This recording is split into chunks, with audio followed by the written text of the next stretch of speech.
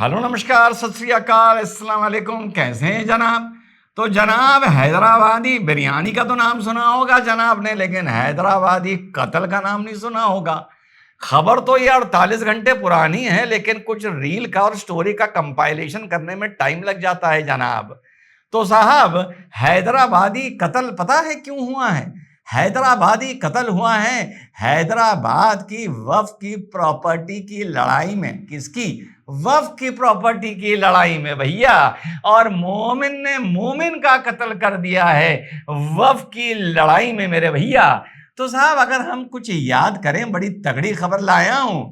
तो साहब, तभी थंबनेल तो दिया है हैदराबादी कत्ल और कौम शर्मसार, अगर शर्म होगी तो साहब, याद है ना हमारे चार मीनारा के सांसद, जब सरकार कहती है कि वक्फ की प्रॉपर्टी को सॉर्ट आउट करो, उसे रजिस्टर कराओ, देखो कि कौन लूट रहा है, देखो कितनी प्रॉपर्टी का किराया क्या जा रहा है, देखो वो किस काम पर आ रही है। तो हमारे हैदराबाद का चार मीनारा के हमारे सांसद साहब असदुद्दीन ओवैसी साहब तब क्या बोलते हैं? आप दुश्मन है मुसलमानों के, उसका सबूत ये बिल है। आप दुश्मन है मुसलमानों के, उसका सबूत ये बिल है। आप दुश्मन है मुसलमानों के, उसका सबूत ये बिल है। हाँ, ये तब बोलते हैं और कौम ताली बजाती है। तो साहब, हैदराबादी कत्ल के बारे में आप लोगों को बताता हूं। एक सीनियर एडवोकेट ख्वाजा मोइनुद्दीन साहब 5 बार पहले हमले हो चुके थे। छठी बार अपने घर के बाहर अपनी गाड़ी वाड़ी कुछ ठीक कर रहे थे, बिना नंबर की स्कॉर्पियो आती है और साफ साफ ठोक के इस बार छठी अटेम्प्ट में कामयाब हो जाती है और मार के चली जाती है। ख्वाजा एडवोकेट ख्वाजा मोइनुद्दीन मोमिन, ये किस लिए लड़ रहे थे?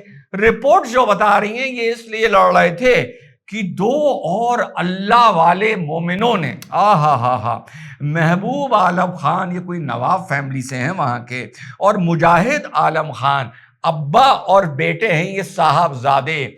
इन्होंने, अच्छा ऐसा करिए ना कि ख्वाजा मोइनुद्दीन साहब के साहबजादे भी मोहम्मद फरहान, ये भी वकील हैं, इन्हीं की जुबानी सुन लीजिए वक्फ की प्रॉपर्टी पे क्या खेला हो रहा था। और कत्ल, ये एक ऐसा कत्ल हुआ है जिसने कौम के ना जाने कितने लोगों के मुंह पर गीला जूता करके मारा है। छपाक, जब गीला जूता लगता है ना तो तड़ाक आवाज नहीं आती है, छपाक आवाज आती है। छपाक करके जूता मारा है और पता नहीं क्यों मुझे ऐसा एहसास हो रहा है कि वो जूता मेरे हाथ में था। तो सुनिए महमूद फरहान क्या बोल रहे हैं, जिनका कत्ल हुआ है उनके साहबजादे। So this is an issue in respect of two prime accused, Mujahid Alam Khan and Mehboob Alam Khan, against whom my father has been fighting cases. They are Waqf grabbers and Waqf encroachers. Anwarul Ulum Waqf, Mumtaz Yarudullah Waqf of Malakpet, Anwarul Ulum Waqf at Mallepalli, and Aiza, Madrasa Aiza, which college he constructed on the name of his grandfather, Nawab Shah Alam Khan Engineering College. These 3 are Waqf institutions. He grabbed all these 3, Mujahid Alam Khan. So my father was fighting against that privatization.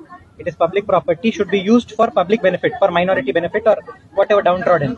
They formed private trust, their family members are managing it, and they grabbed that work property by managing work board, by removing the record from there. सुना साथियों, तो बाप बेटे ने वक्फ की property को अपना बना लिया था, कमर्शियल यूज कर रहे थे, प्राइवेट प्रॉपर्टी बना लिया था। और वक्फ बोर्ड की जो अप्रूव्ड कमेटी थी उसमें ख्वाजा मोइनुद्दीन आते थे और इनकी अनअप्रूव्ड कमेटी थी महबूब आलम खान की और मुजाहिद आलम खान की, इसमें ये लोग आते थे। और ये लड़ाई वक्फ की प्रॉपर्टी की लूट और लालच के चक्कर में पता नहीं कितने वक्त से चल रही थी। और ये गीला जूता जो छपाक करके लगा है मुंह पर, वक्फ के नाम पर सरकार के खिलाफ मातम करने वालों को लेकर, उससे उस पे आगे बढ़ूं तो बता दूं कि साहब बड़ा मजा आ रहा है, गेस्ट आ रहे हैं। और कोई मुझसे पूछ रहा था गेस्ट कैसे आ सकते हैं, तो आप ये नंबर नोट कर लीजिए 9415320711। इस नंबर पर आप मैसेज करिएगा, मेरा बंदा कोई इस पे आपको रिसीव करेगा। मैसेज करिएगा, आप लखनऊ बेस्ड होने चाहिए, या अगर आप लखनऊ आए तो रहने का इंतज़ाम आप करिएगा, ले जाने का इंतज़ाम हम कर देंगे आपको। और आप क्या वहाँ पर जाकर पढ़ा सकते हैं या इम्पार्ट कर सकते हैं या सिखा सकते हैं, ये आप लिख के भेज दीजिएगा। लेकिन एक शर्त है, you should be fluent in English and आप खुद सुपर कॉन्फिडेंट होने चाहिए, ताकि अपना कॉन्फिडेंस आप बच्चों को इम्पार्ट कर सकें या दे सकें। और अभी दिल्ली से हमको मैसेज आया है, ये हैं साहब, ये जो शायद जून के सेकेंड वीक ऑफ संडे में ये स्पेशली आ रही हैं बच्चों को एक दिन की क्लास लेने के लिए, डॉक्टर रक्षिता करके, and she is a very well read woman. तो ये चल रहा है साहब, तो आप लोग भी आइए और बड़ा अच्छा रहेगा। लोग तो कहते हैं वहां आकर पता चलता है कि रियल लाइफ से बेटर है। और बच्चों को अब कोऑर्डिनेशन में जिम्नास्टिक्स सिखाए जा रहे हैं, ताकि बैलेंसिंग आए, मल्टीटास्किंग आए और रिस्पॉन्सिबिलिटी ऑफ द ग्रुप आए।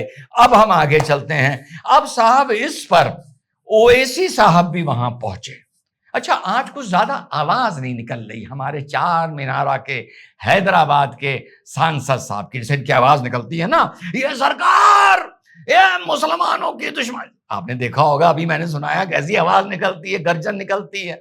आज कुछ आवाज धीमी धीमी है साहब की, जरा सुनिए क्या बोल रहे हैं। सुबह में सीनियर एडवोकेट ख्वाजा मोइनुद्दीन साहब पर जो बुज़दिलाना जानलेवा हमला हुआ, उन्हीं के घर के पास हमारी पार्टी और हम सब लोग उसकी मजम्मत करते हैं, उसका कंडेम करते हैं। अब साहब इसमें MIM के विधायक जी माजिद हुसैन भी कूद पड़े और उन्होंने बहुत बड़ा प्रोटेस्ट किया है, बहुत बड़ा प्रोटेस्ट। देख रहे हैं हैदराबाद में कत्ल हुआ है और कितना बड़ा प्रोटेस्ट हो रहा है। पीछे 14 आदमी चल रहे हैं और टहल टहल के कैमरे के सामने, कैमरे वाले को बता दिया गया है कि हम यूं लहरा के चलेंगे और तुम भी अपना कैमरा लेके यूं चलना। यार ये MIM का प्रोटेस्ट बड़ा धीमा धीमा, डरा डरा नहीं, बड़ा हल्का फुल्का लग रहा है। पता नहीं मुझे क्यों ऐसा लग रहा है ये खाना पूसी के लिए किया जा रहा है। वरना हैदराबाद में अगर प्रोटेस्ट करने पर हमारे हैदराबाद के सांसद साहब आते तो साहब कितना बड़ा प्रोटेस्ट होना चाहिए था। कम से कम 1 लाख, 2 लाख, 3 लाख आदमियों का प्रोटेस्ट होना चाहिए था। अच्छा, कभी कभी ऐसा होता है कि कोई अगर मामला किसी 2 लोगों में है और वहां पर एक चोरी पकड़ी जा रही है या डर है पकड़ ली जाएगी। 3 कॉलेजों का मामला था। अच्छा, कॉलेज वहां पर किसी और के भी चल रहे हैं, पता है ना। और ये भी आरोप लगा था कि 3000 करोड़ की संपत्ति हैदराबाद वाला खा चुका है। मैं नहीं कह रहा, हैदराबाद के लोगों ने लगाया था। तो कभी कभी ऐसा होता है कि जब किसी पॉइंट को लेकर 2 लोगों में विवाद चल रहा हो और वो ही चोरी तुम भी करे बैठे हो, समझिएगा खेला, तो आदमी कहता है अगर वहां पे ये मैटर आज सॉल्व हो गया, भले मैं उसमें इन्वॉल्व नहीं हूं, लेकिन उसको बुनियाद बनाकर कल को कोई दूसरा खड़ा हो जाएगा जो मेरे गिरेबान पर हाथ डाल देगा और मेरे ऊपर छींटे पड़ जाएंगे। तो अभी दूर हो, अभी नाम तो आएगा नहीं, अभी तुम्ही काम लगवा दो। वकील का दिमाग है भैया, गंदा दिमाग होता है हम लोगों का।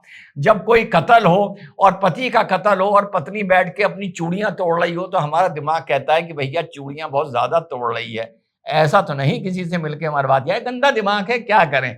तो यही गंदा दिमाग मेरा राज से चल रहा है, कहीं साहब ने तो कोई मेहरबानी नहीं कर दी है, क्योंकि वक्फ की प्रॉपर्टी हड़पने के चक्कर में पहले साहब का भी नाम आ रहा था। तो उन्होंने कहा ना रहेगा बांस ना बजेगी बांसुरी, बांस को खत्म कर दो, कल को इसके देखा देखी कोई वकील मेरे पीछे पड़ जाएगा।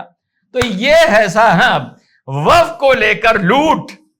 वाह वाह वाह वाह, क्या कुदरत ने और तुम्हारी लालच ने, और समझ रहे हो ना तुमसे मेरा मतलब क्या है, और तुम्हारे कमीने पन्ने और तुम्हारी जलालत ने तुम्हारे मुंह पर गीला जूता करके छपाक कैसा मारा है भैया।